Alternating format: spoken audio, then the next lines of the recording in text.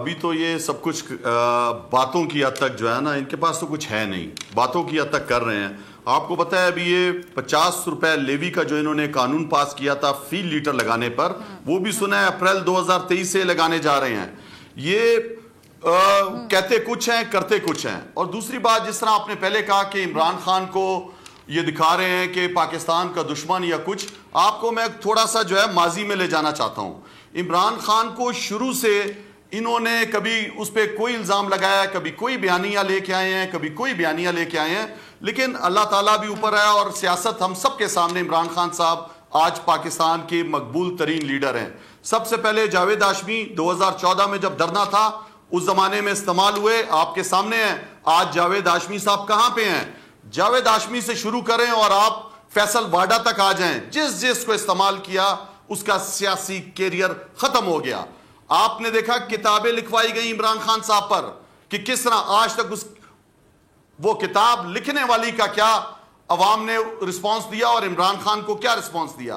میں سمجھتا ہوں کہ لوگوں میں بیانیے بنائے گئے کہ عمران خان کو ایجنسیاں یہ جو بڑے بڑے جلسے کراتی ہیں، وہ بیانیہ آج دفن ہو گیا ہم سب کے سامنے کہ آج عوام کس کے ساتھ کھڑی ہے، حکومت پہ نہیں ہے عمران خان صاحب۔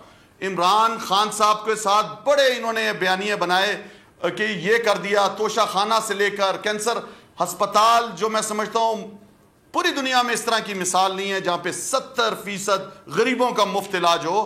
آج کراچی میں سب سے بڑا وہ کینسر کا ہسپتال وہاں پہ بننے جا رہا ہے، اس کے اندر انہوں نے کہا کہ یہ جو ہے چندہ چوری کرتا ہے، وہ بیانیہ دفن ہو گیا۔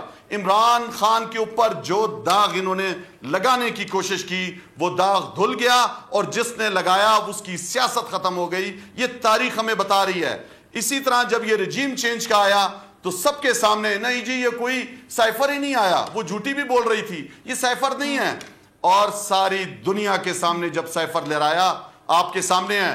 9 اپریل کو انہوں نے کہا کوئی رہ تو نہیں گیا جو میرا مخالف نہ ہو، سارے کے سارے میرے مخالف ہو گئے، اور 10 اپریل کو آپ نے دیکھا کہ پوری پاکستان کی قوم باہر نکلی۔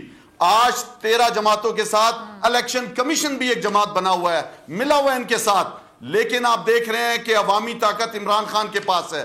آج یہ 13 جماعتیں کرک کا رزلٹ سامنے ہیں، 10,000 کی لیڈ سے عمران خان جیتے ہیں۔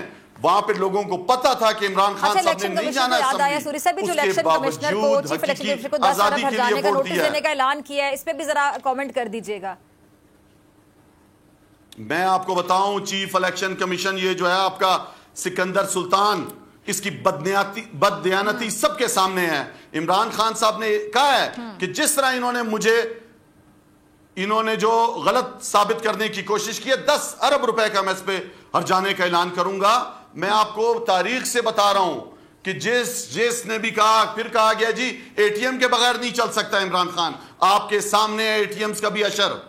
کہاں ہیں آج اے ٹی ایمز؟ آج عمران خان کے ساتھ دنیا کھڑی ہے، ان کی محنت، ایمانداری، شجاعت، بہادری اور نظریے کی وجہ سے۔ میں آپ کو کہہ رہا ہوں کہ یہ الیکشن کمیشن ان 13 جماعتوں کے ساتھ بھی